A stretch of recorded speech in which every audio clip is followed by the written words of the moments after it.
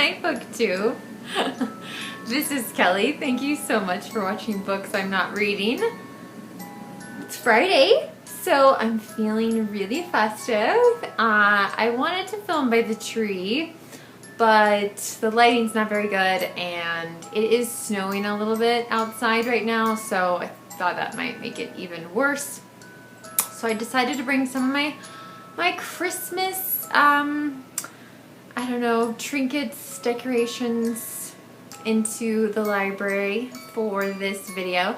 This is actually one of my family ornaments that has been around since I was, probably before I was a little girl. I used to get to keep it in my bedroom. It plays O Come All Ye Faithful. And yes, I can't believe that the music box in this still works. It is quite old.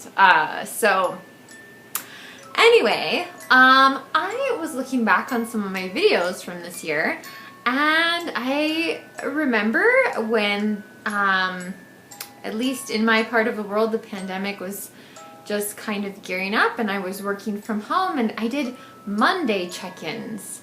And we haven't done one of those for a really long time because every Monday I'm at work.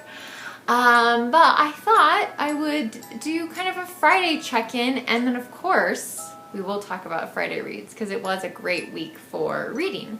But I'm just wondering like how people are doing, how you're holding up. And I know like the holidays, it just, like some people just can't kind of cope with that added level of decorating or wearing silly earrings like me, putting pressure on themselves to do things. And in truth, in any year, the holidays are not always, you know, they're not always a happy season for people. So I'm trying to bring my own little bit of Christmas cheer, but I definitely understand like why, yeah, like why people wouldn't really be celebrating Christmas this year, or definitely scaling things down, and that's totally fine. It's totally fine. Don't feel guilty about that. So we've all been under a lot of stress, a lot of pressure, and yeah, it's just really, it's important. For me personally, I know it sounds really silly, like my little Christmas earrings and my Christmas bracelet, and the nutcracker, this ornament, like they bring me a lot of joy, and so that's why I have brought them out and have them on display in my home. But yeah, it's for me and it makes me feel cheerier or a little bit more joyful. But anyway, so please in the comment section down below, tell me how you are doing, how you're handling the holidays this year. Like I said, I'm kind of merging a Friday reads with a Friday check-in, but I do want you to know, and especially if you have never left a comment before, this is a great opportunity to do so, and tell me how you are. So I would love to hear about what things are looking like for you this December. So speaking of comments, my last video was, I'm still waiting for some of you to leave a comment on. And so I'm going to link that video down below. I'm going to be buying 6 books in 2021. That's Jason and I are each. We're still going to try to focus on reading the books that we already own, but I'm going to buy 6 books, trying to figure out which ones, and I really want to get as many recommendations as I can from all of you. Now, some of you have told me that you feel really pressured and like that you would hate it if I hated a book that you love or that you had recommended. I would really love to hear from some of you. There's a few of you especially that I'm surprised I haven't have not seen a comment from yet. So please leave comments on that video as well, and you can hear more about my project. Now, you guys, it was a historic reading week for me because I literally minutes before I started this video, I finished 3 books this week, which is amazing for me. I definitely did not start these books this week, but that is a ton of reading for me. The first one is Sinner's Welcome by Karr, which I have been talking about in so many Friday Reads videos, but I did finish this, and I also read the essay at the back of the book. So this is a great poetry collection. So I'm gonna do a video just regarding this book. I also finished, I can never get the whole subtitle of this book right, but Raising the Bar. Big Dreams, False Starts, and My Midlife Quest to Dance the Nutcracker by Kessler. And that's why I've got my Nutcracker there in the background. I will talk a little bit more about this book because this is the last book in my Curious Adventure Challenge. And I kind of mentioned it as a possibility for Nonfiction November, but I didn't get started on it until last week. So, but I raced through this. I loved it. There were some sections of the book that I could have lived without. I do understand, you know, she talks a lot about how as dancers see themselves, view their body, and what that can do to a person. So some of the things just about, like, you know, dancers spend all day staring at mirrors, and what does that do to someone over a long period of time. She talks about some really famous dancers that I'm familiar with, not because I've seen them dance, but just that I'm fascinated by. Yeah, so it was really good, and it was also like, this is the perfect time to be reading about the Nutcracker. And I really felt like it was a great kind of Christmas read without it being a religious book. It doesn't have anything to do with the Christmas story or anything like that.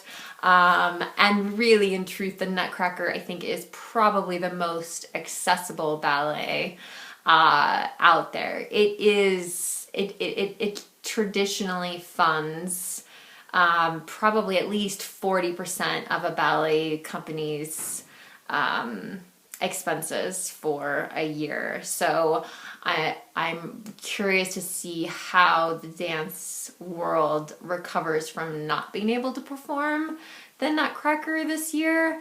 But I love the Nutcracker. I love the music. I've seen it performed live, and I've seen a lot more TV versions. I've seen a documentary about the making of a particular Nutcracker adaptation. So yeah, it was fun. It was a fun book, and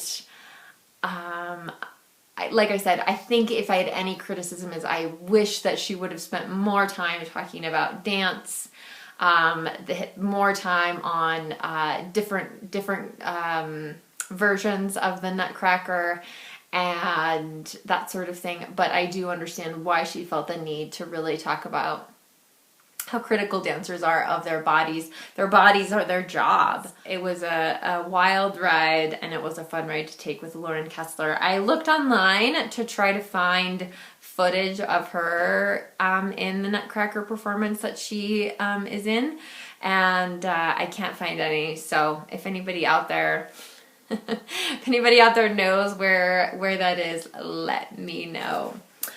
And finally, the third book I finished is The Knife Thrower by Stephen Millhauser. Now, for those of you who don't like magical realism, and I know you're out there, Stephen Millhauser is probably not the writer for you. It almost makes his magical realism like practical. Like, it involves hotels and amusement parks and department stores, things like that. And he writes it in such a matter-of-fact way that you really just feel like, yeah, oh, of course they dug like 4 stories underneath this building and now they're digging for another floor, which I don't even know if that's like physically possible. Okay, well that was the first. Someone just called me on my iPad and it disconnected me from my video. So that's great. Okay, so back to Stephen Millhauser. Just for the rest of you to be aware of. So yeah, he's obsessed with the small, intricate details and like just like crazy, wild, huge, spectacular, like fantastical. And I really did like that these stories were not all like, I mean, I look at the short story collections I read this year, the John Updike one, a little bit, and Raymond Carver very much so. Like, it just felt like, God, am I reading the same story over and over again? And that's not true with Stephen Millhauser. Now, I don't know why, but I have the UK edition of this book, and so it doesn't have any information about where these stories were previously published or if they were previously published. 2 of them are incredibly, I feel like they clearly played a role in his Pulitzer Prize winning novel, Martin Dressler, which is, again, a great book, which is why I chose to read this collection of short stories. But it was nice to hear his, another side to Stephen Millhauser's voice, even though there were stories in here that I really did feel like either influenced Martin Dressler or Martin Dressler influenced them. I'm not quite sure, but yeah. So just wild stories in here. And really making you think about how we view ourselves as, like, what do we crave? And like, what do we crave outwardly and what do we crave inwardly? What we say we want something or we want to be blown away by something, and then like how far do we take it? How extreme can we take something to its edge, if that makes sense?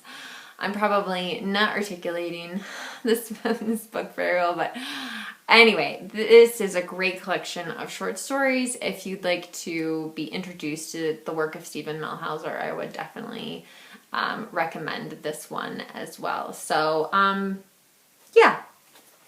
So 2 4-star books, I would say, and a 5-star collection of poetry. Okay, Booktube, I'm going to let you go, but remember to be kind to yourself, be kind to others. Don't pressure yourself to do things for the holidays that you don't want to do. It's totally fine.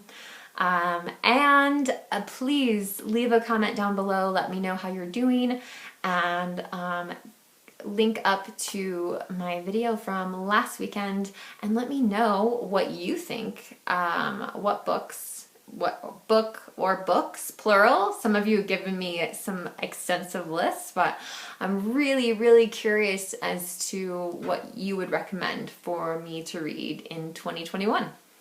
All right, Booktube, take care, and I will talk to you soon. Bye.